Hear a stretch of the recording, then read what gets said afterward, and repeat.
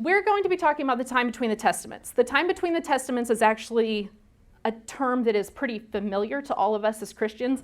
It's actually a term that is very offensive to people who are Jewish. So if I do start talking about that, just know that I mean no offense to it, but because Jewish people don't believe in the New Testament, this is very commonly referred to as the Second Temple period. And so this is going to be the time period that we're going to cover, is everything after the establishment of the Second Temple to the time of Christ. So we're going to have this entire time period. It's roughly about 400 years, but we're actually going to cover about 500 years in here because we kind of need to back up a little bit to get our bearings straight before we move forward. So how many of you, just out of curiosity, how many of you have ever studied the time between the Testaments or the Second Temple period before? Okay, so some people have. How many of you have ever had a class at church about it before? That's what I thought. We do not talk about this time, and there are several reasons why we don't talk about this time period. One is because we are very, very based upon Scripture. One of the things that we pride ourselves in the Restoration movement is that we are going to speak where the Bible speaks, we remain silent where the Bible is silent. And most people interpret this very broadly as Scripture. Like, we're not going to take Scripture out of context, we're not going to talk about things that maybe are questionable regarding Scripture or whether or not that should be implied. But this actually goes, if you look at it broadly, it actually goes during this time period too, because there's nothing about the Bible in this time period. And so we just generally don't talk about it. Not a good idea, which we'll talk to in a little bit. One of the other reasons we don't is because there are a lot of denominations who do use the Apocrypha. And again, because of our Restoration movement and because we have been kind of taught to believe that we're a little bit better than everybody else, whether purposefully or just not so purposefully, we have that just kind of ingrained. We want to be as far away from those denominations as possible. So if we acknowledge that it's there, that could maybe put us on some kind of slippery slope. So we just don't typically do it. And the other reason is because it is hard. This is a very hard time period to study because the only real two texts that we have are a Greek text by Philo, or some people call him Philo, or we have Josephus. And in order to go back and read those texts, they're not super interesting and they're not really keeping your attention, but it's just a general hard time period to study. There's just not a lot written on it. Of course, if you look at it from a Jewish perspective, there is a ton of stuff written on it, but again, we just don't typically go there in our lives.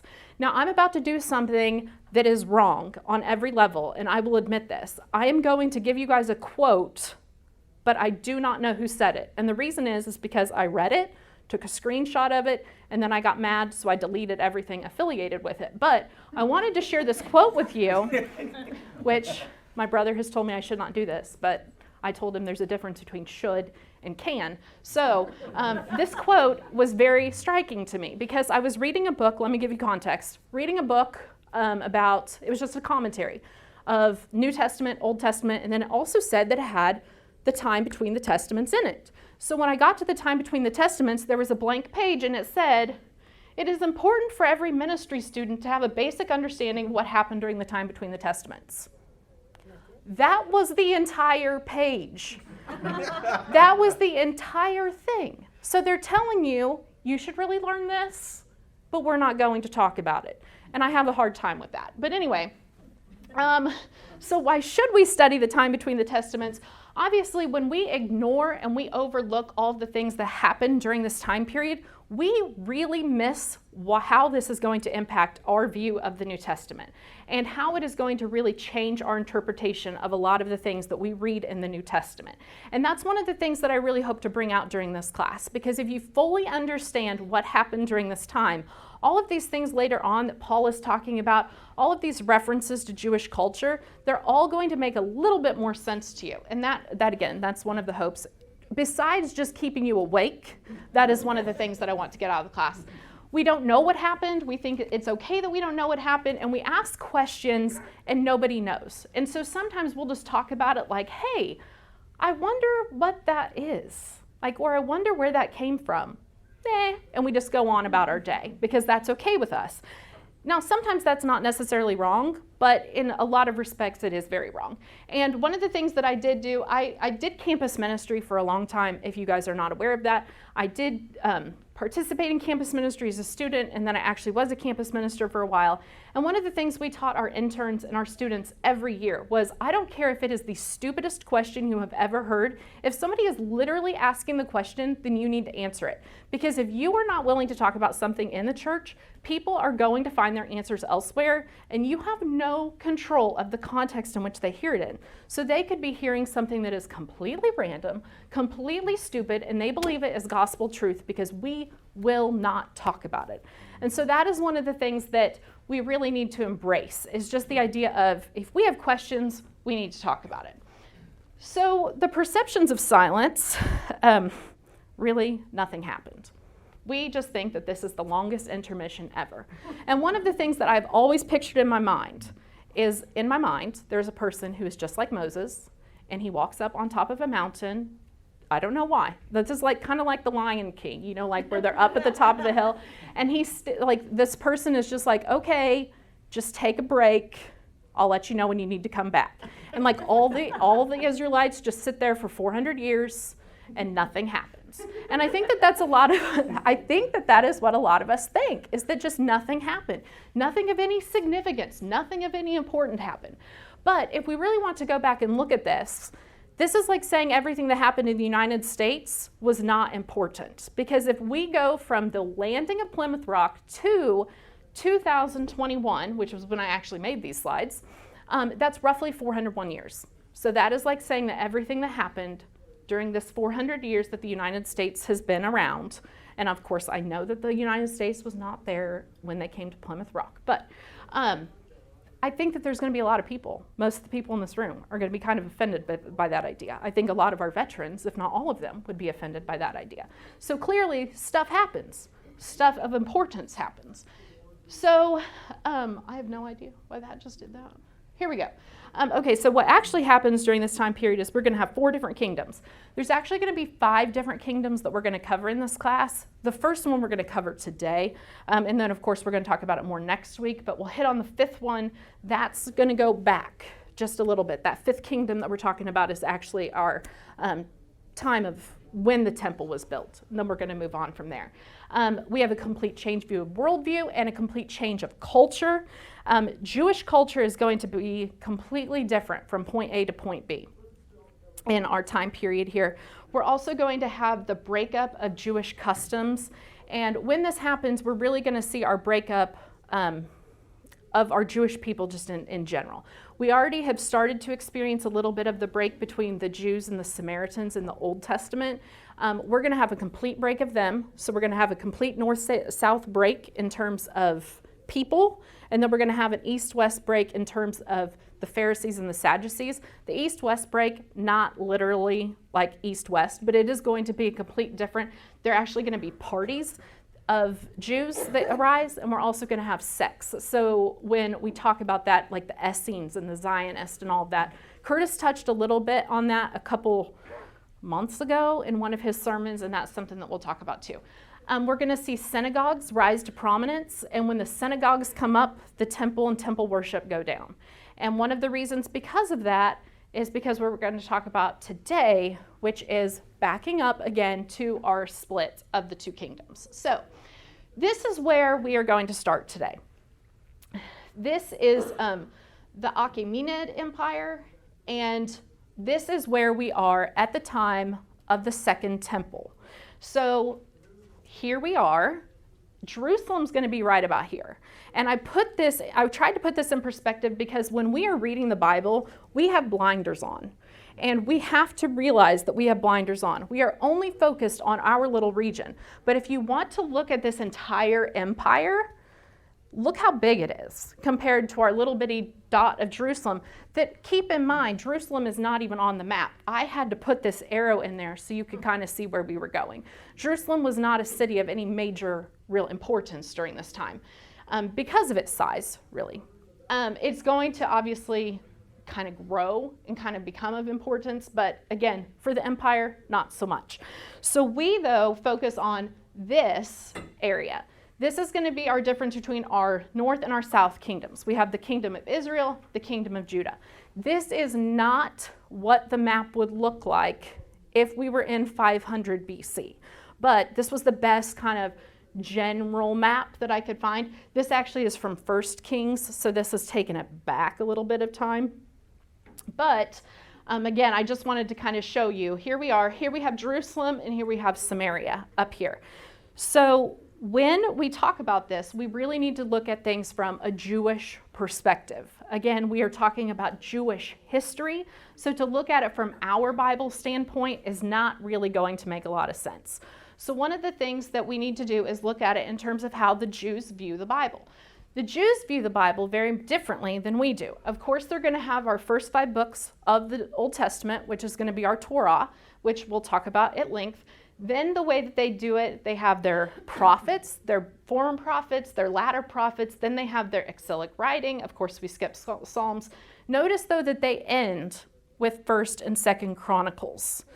So what they have done is they've worked their way through the Bible. They have actually built the temple in Ezra and Nehemiah. But because Jewish people always summarize with kind of a timeline of how their things work, they're going to go back and end with 1st and 2nd Chronicles, and then we're going to pick up with all of our Second Temple writings. So the difference here, though, that I really want to highlight is that the Samaritans, when we talk about the Samaritans, is that they are only going to stick here with the Torah. They are going to ignore everything else that happens in the Old Testament. Now, some of the prophets, some of the writings, they accept for a little bit, but as they kind of become more and more sectarianism and they want to make that final break away from the Jews, they are going to ignore everything else that happens. In fact, they do not believe that anything that Ezra says is to be believed, and they change some of these original interpretations of Scripture to put Mount Gerizim as where the temple needs to be. Now, next week, because you all should come back next week, we're going to be talking a lot about the Samaritanism next week. So I really want to just kind of leave that for next week. But you really need to know that this is going to be one of the major differences of people during this time, is really what they're basing their beliefs on Scripture. So we have then the Second Temple. This is the Second Temple that is not the Second Temple, again, of 500. And the reason is because obviously we don't have any pictures of that time. It'd be really nice if we did, but we don't. So this is going to be the temple actually after Herod has updated it. So this is going to be the temple more about what it looked like in Jesus's time. But this is our Second Temple. Note if you have ever seen any pictures or drawings, renderings of the Second Temple versus the original temple, how really sad this looks compared to the renderings of the original temple. But regardless, here we go. So our Second Temple is actually, okay, again, let's back up. So when we have our end of 2nd Chronicles, the last words of 2nd Chronicles in the Jewish scripture are, let him go up. So they are talking about obviously going and building this temple. They build the temple by poor Jews. The only people who are actually going to go back to build the temple are the people who are kind of on the fringes. They don't really have good jobs. They don't have necessarily stable homes. They don't have stable environments in which they're living. So they're the ones who are willing to return. All of our other Jewish people who are wealthy and have kind of really embedded themselves in society, most of them in Babylon, they are not going to go back and help. So we have a lot of poor Jewish people who are taking the rich Jewish people's money and going back to do this. And with this, we're going to have some differences because keep in mind, all these people have been living elsewhere, right? They're all going to come back. One of the problems is that when they have all gone elsewhere, they have all been studying at their own synagogues. They're all going to come back with different ideas. And that's going to be a big issue amongst our Jewish people. So where the Old Testament ends, again, we know that our Bible does not end with 2nd Chronicles, but we have the building of the Second Temple. It's been rededicated, and sacrifice is going to begin in our Second Temple again. Okay, are there questions up to this point? Anything about the Old Testament? Because this is pretty much where we're going to leave off with our Old Testament. Yes. One of the things I've been listening to recently talks about Chronicles and Kings, of course, parallel an awful lot to each other.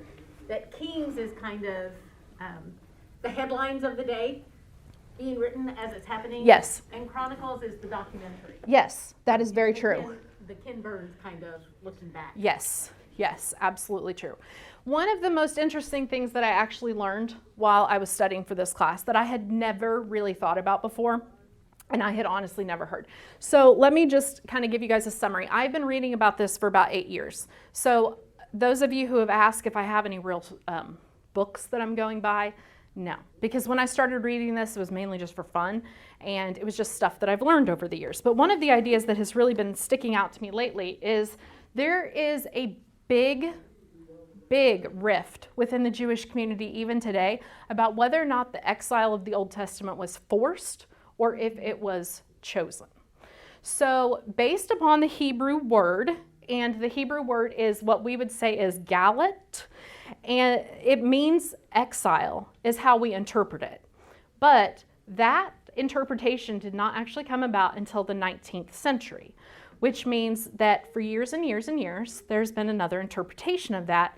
And there are scholars who believe that the actual interpretation of what that should have been in antiquity was immigration with an E. And so this is the chosen idea. The people had the opportunity to choose to leave on their own with the opportunity to maintain their beliefs, maintain their religion, maintain their culture, but moving to a different area. There is a scholar, this belief is led by the scholar named Chauvin Bowman, and he very much wants everybody to know that this is the voluntary immigration of people to another area. And one of his reasons for believing this is that you'll see later on, Greece and Rome, especially Athens and Rome, their cities cannot support the infrastructure of all of the people. So as they start hiring all these different types of soldiers from different countries that they're, just sending out to conquer for them, when these people want to come back, they don't have room for them. They can't support them with food, they can't support them with water, they can't support them with anything. So they kind of build these military bases, which they have set up as other outposts of their city. Think of like how the United States has military bases all around the world.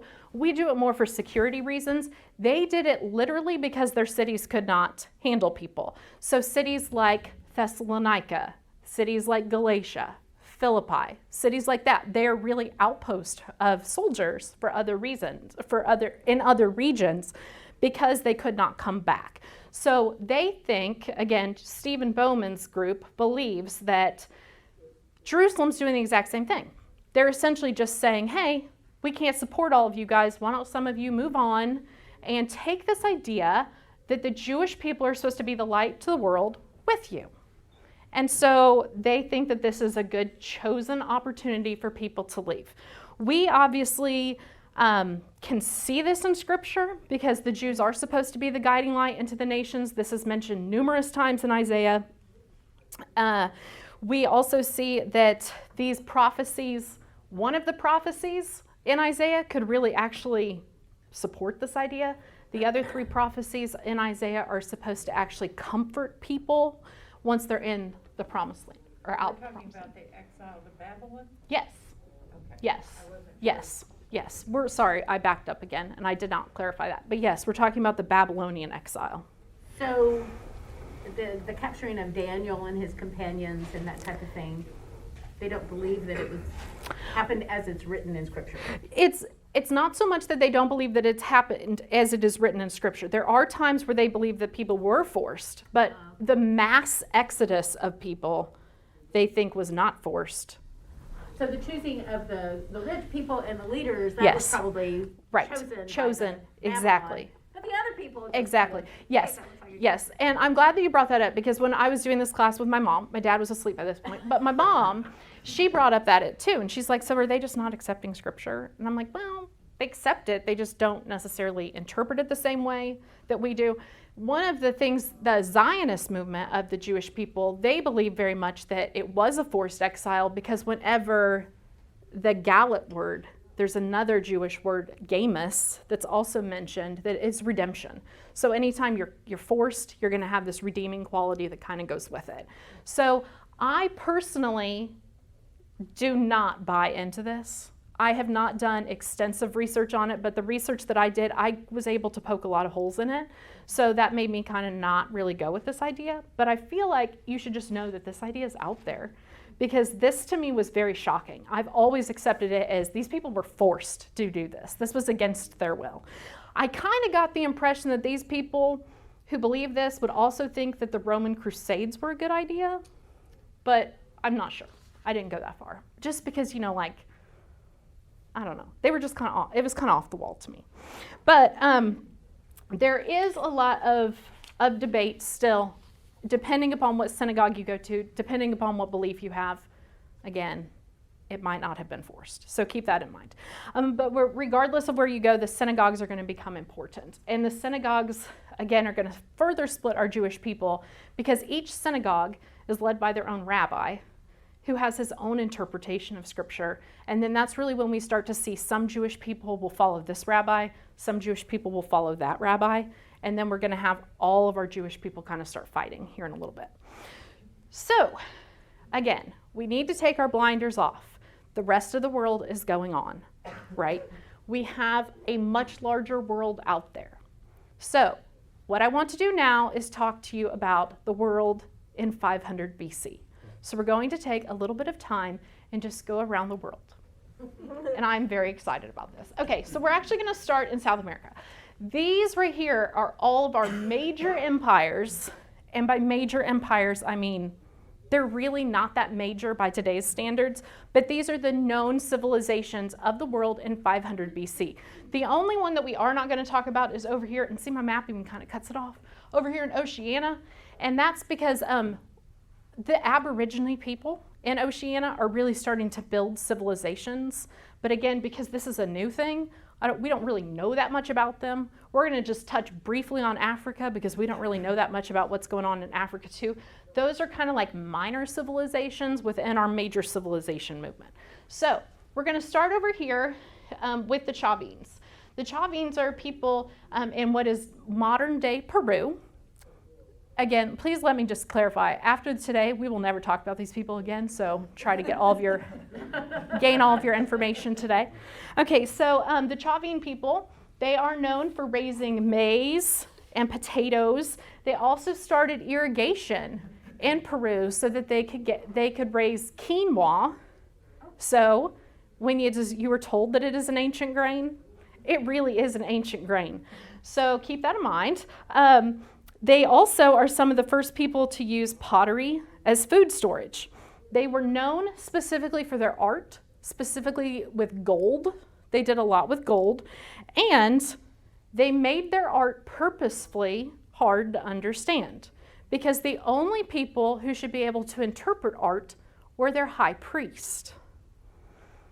So, in their art, they do show their belief of their religion, which they are some of the oldest people that we have that we can see this relationship between heaven, earth, and hell. So they have a heaven, an earth, and an underworld, and they tie this all into their art, but the only people who can interpret their art is their high priest. They do have a creation myth as well, and their creation myth actually goes through and sets out all three of these as well. And they use jaguars and eagles. You'll see that a lot during this time, is that people really tie their religious symbols into animals that are accessible to them. But one of the things that the Chavins are known for, the domestication of llamas. They were the first people to domesticate llamas. So there you go. There you go. All right. So those are the Chavins. Then we're going to move up a little bit to Mesoamerica, which is where we're going to have the Mayans. The Mayans are also a people of, they are a multi-deity country. They have deities that are associated with every level of heaven and every level of hell. They have 13 layers of heaven and 9 layers of the underworld. There's a deity and a color assigned to each one. So they were ancestor worshipers, And they actually are the people who made some of their temples, or not their temples, their pyramids are actually tombs to royalty. So this is very much tied in to Egypt in that regard. So you have that. And they made these, they believed all their kings were divine too, so they believed that all of their kings were gods. Okay, and I also wanted to tell you that if you are confused about how people made it from our flood over across the world, when we know that you cannot do cross-continental ocean travel at that time, then I would recommend that everyone feel free to call Curtis Monday through Thursday at the church office, and he would be happy to explain to you how all of that took place. I don't feel like I should get to have all the fun, so I want to share that with Curtis. So, okay, then moving on to our Chinese people. The Chinese people, they actually have 3 different types of religions going on at this time. And their 3 different religions are going to be Chinese folk religion, Confucianism, and Taoism. If you were to ask people today what the number 1 religious belief in China is, what do you think people would say? Taoism. What? Taoism. Taoism? That's a good guess. What? Buddhism? It's actually none of the above. Their biggest religious belief, still 60% of the people are atheist in China. Wow. The largest practiced religion in China has always been Chinese folk religion.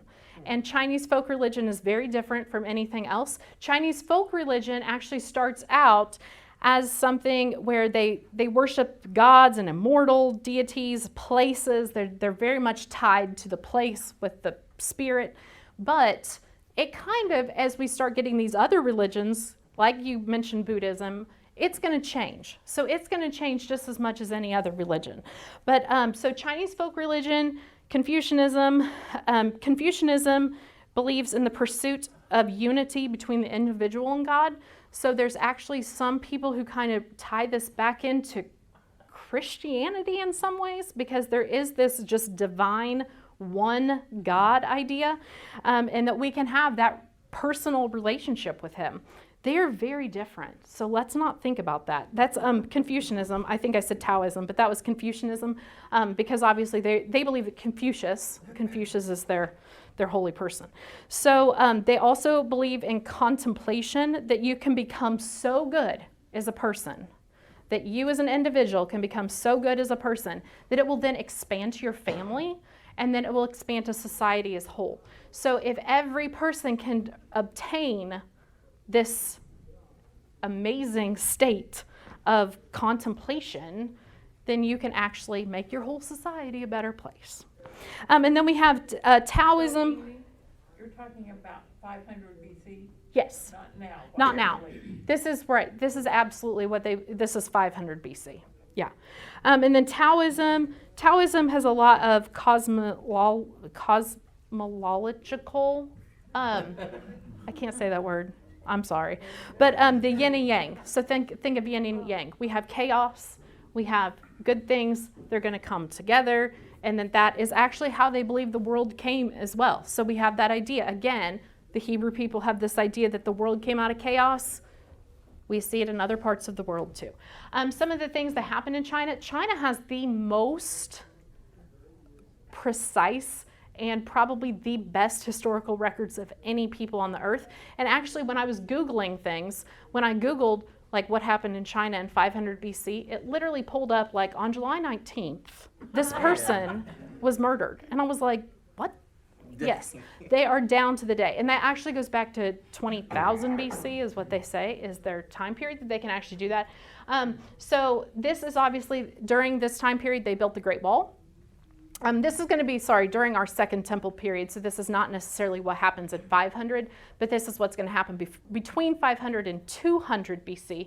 They're going to build the Great Wall, which obviously we know a lot about the Great Wall, and then they also are some of the people who are going to really start this idea of irrigation, but they also are some of the people who believed in the clean water, so they really start this. So this is one of their initial power plants for water.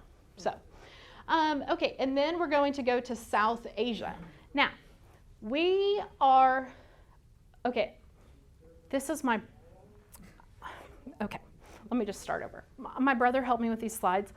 You're going to hear a lot about my brother probably during this class.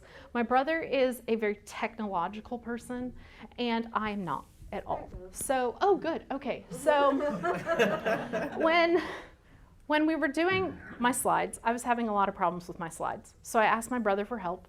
He thought my slides were kind of sad, but I was asking him about maps, and he was like, do you want me to build you a map? And I was like, no, Rand McNally, thank you, but I'm good. So, but when we were talking about Buddhism and what's going to be happening in India, he was like, oh, I already have that map. So I told him that I would play it. Let me figure it out. But I'll talk and play at the same time. This is, again, the difference between my slides. This is what my brother does. He's very cool. You'd like him if you met him. But anyway, so why we're going to spend some time talking about India today is because we are going to be talking about Buddhism. I'll just let you watch the map because it is pretty cool. This map actually goes from 500 BC to 1200 AD, but it does show the differences in the Buddha's beliefs and how things are going to spread and how it goes across all of Asia. But I know. That's pretty Yeah. cool. I know, right? Uh-huh. Yeah. Is this PowerPoint, is this a video? This is a video that he made. Yeah. He offered to build me a bunch of these too, but I felt like that was asking too much of him to do. Offered to you. What? Oh, so the different colors are going to be the different forms of Buddhism that they actually start accepting later on. So one of the tenets of Buddhism actually starts out as a monotheistic religion. And as Buddhism expands, it becomes multi-deities. There are 33 different forms of Buddha. And so you can kind of worship whichever Buddha you want. Or you can actually be an atheist and still be Buddhist because you don't have to necessarily accept Buddha as a god. Buddhism can also be just a belief system. So keep that in mind when you're talking to people who are Buddhist, that everybody's going to be a little bit different in terms of what they believe. The reason we are talking about Buddhism is because up to this time, Hinduism has really taken over India. Hinduism is an ancient religion that goes back many, many thousands of years before this. We're not going to talk about Hinduism in this class. We are going to talk about Buddhism, though, because Buddhists actually are the first people to send out missionaries. And so Buddhists actually send out missionaries right around 200 BC, and their monks are actually going to hit where we're going to be over here in Jerusalem. And so as we start talking about the ideas of, like even later on when Paul's going out and doing these great missionary journeys, a lot of people, like that class that Curtis is teaching, N.T. Wright was talking about how Paul is he is the first missionary. He's not the first missionary. He's probably the first Christian missionary, but he's not at all. The ideas of Buddhism are actually going to really start influencing our ideas of Judaism, though. And they're going to start talking about that change of worldview. That's another idea of this changing of the worldview that's going to be taking place. Is because as all of these religions really start to collide, before, as you can see, they're all pretty much in their own areas. Nobody's really expanding their religion to other areas, but these religions are really going to start to collide. And so that's where we're going to start seeing some of these different ideas of how Buddhism starts changing because they're going to start believing in more gods because their people are actually being sent out. So one of the tenets of Buddhism that they really start accepting during this time is there's one God, which would be Buddha, but there's going to be multiple forms. And when we do that, again, not all 33 forms of Buddha come up at the time, but it does start expanding as we go along. Okay, and very interesting, we're going to talk about this later too, but there's one emperor in India. His name is Ashoka, and he is one of the first people to really have this idea that we need to expand Buddhism. And he has this idea while he is on a battlefield, and he sees this apparition in which he knows that what he is doing as conquering is wrong. So he stops the battle, has this complete change of heart, and sends out missionaries to really start. He embraces Buddhism, he expands Buddhism.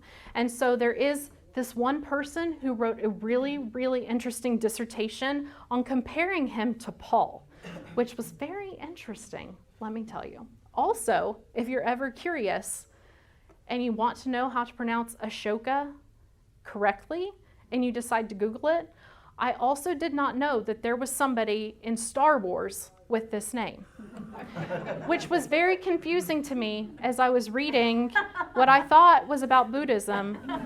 And then they start talking about the Death Star, and I did not know that I was on a website called Wikipedia. Yeah. So be careful what you find. Okay, so that's really where we're going to leave off with that. Our next one. Okay, I don't know why I did that again. I don't want that. Okay, here we go. Africa, we're going to have the Bantu people. The Bantu people, actually, they are another group that is really going to start worshiping ancestors. But one of the things that they do that is different from everybody else is they have their ancestors that they worship as their moral compass, but they actually believe in one God. So they are some of our very first people who are one God believers. Their God is actually very similar to what the Hebrew God of the Old Testament is. And so that's just kind of interesting. This, to me, this map of how things work in Africa shows me that absolutely nobody is in agreement about how the Bantu people move. This starting spot, depending upon what map you look at, can be anywhere over the entire course of Africa. So there's really not a lot known about how the Bantu people move, but they do expand over the entire continent at some point. Okay, so we're going to be back to our empire, our Akiminid Empire. And this is where we're really going to start talking about things next week. We will talk about this in great depth because we need to talk about how our empire here is going to change multiple times over the course of the next 100 years, or the next 400 years rather, before we get to anything else. So what questions do you guys have about what we've talked about today? I know it's a lot of information. It really is. I'm sorry, but there's just a lot to cover. And Well, on the Buddhism, one thing that you may have overlooked or not, if you've ever taken the stress management class, it's loaded with Buddhist stuff. Absolutely, yeah. And also, I think humanism has really got a huge amount of Yes. Buddhism in it. Absolutely, yeah. And I don't want to get into any of the religions too deeply. Mainly the reason why I want to talk about these things is because we have different ideas of what we think is going on in the world during this time. And we definitely think, at least I think, that we kept all these things separate until more recent times. And that's not at all the case. And this is really, it does, when you understand that all of this stuff is going on in the world, especially when you understand that things are going on in India that are really going to start affecting things that are going on in our Greco-Roman world, that's going to impact things. Now, go ahead. Well, I was just saying, God in his wisdom, he moves his people and his plan to this little bitty spot, which, as you see all of these movements taking place, almost all of them go straight through there. Exactly. And how that how not only does it influence the people that are living there, but then how the people living there Impact others. influence Absolutely. the rest. How Yes. amazing that is. Yes. That little bitty spot. Yes, exactly. And that's, again, when you put it in perspective, that it's not even on our map.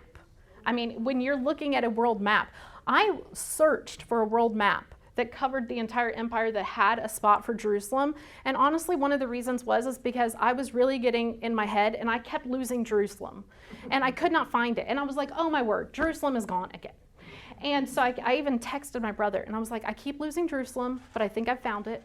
And he thought that was pretty humorous. So, but then, you have to put the arrow to where you're going because, you have all these other spots that are hot spots for what the towns are, what the cities are, what the places of great influence are. But when you think about Jerusalem, it's not one of those places that's mentioned as a great city of great influence. It's very interesting.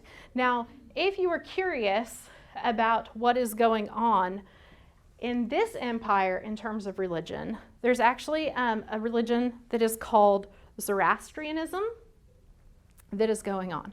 Now, what is very interesting about this is that as they actually start conquering these different nations and this religion starts expanding, no one knows what it is.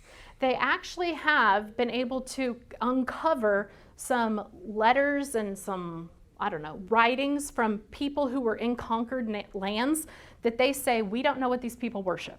They don't have any art. They don't have any animal symbols. We think pretty much they worship the sun, the moon, the stars. That's what they worship, but we don't know. And when these are kings of other countries who are being conquered, they have absolutely no idea what the religion is of the people who are coming in and conquering them.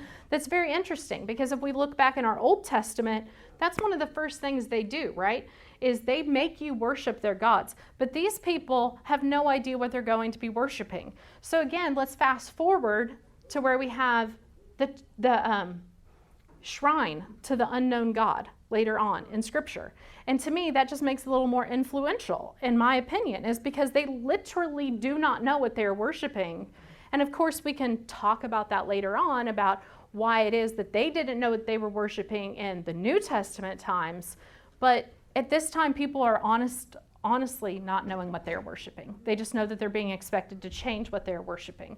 So how it will work is when you are conquered by a different tribe or a different country, if you want to keep your religion, you send your high priest or your person of the most influence in your religion to the king of the conquering land, and they will grant you permission to continue on with your religion. Now, sometimes this is accepted. We know that it's accepted because we know that this is going to be why the Jewish people have been able to do this for so many years. However, there are other times, like when we especially are going to look back at like Daniel, for example, they're not allowed to do this. It's completely outlawed against what they're supposed to be doing, which is why people kind of go underground and keep their own religious beliefs going on, because they know that what they're being asked to do is not correct. I don't know what just happened. I think we're pretty much done with slides anyway. But so again, when this is going on,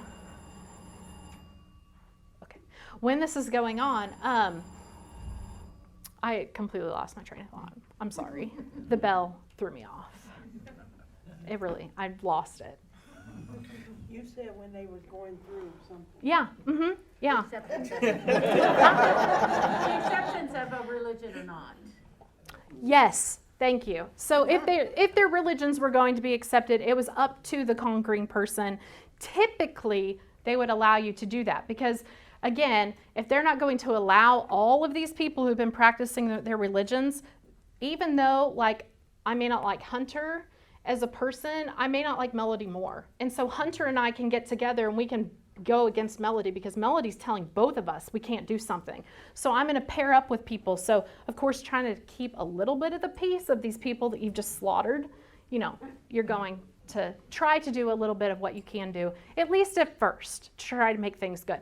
And we'll talk about that in the next couple of weeks when we really get into the Maccabees, because initially the Jewish people are allowed to keep their religion. And then it's going to completely change, and they're not allowed to anymore, which is where we're going to have our good Maccabean revolt. And I'm excited about that.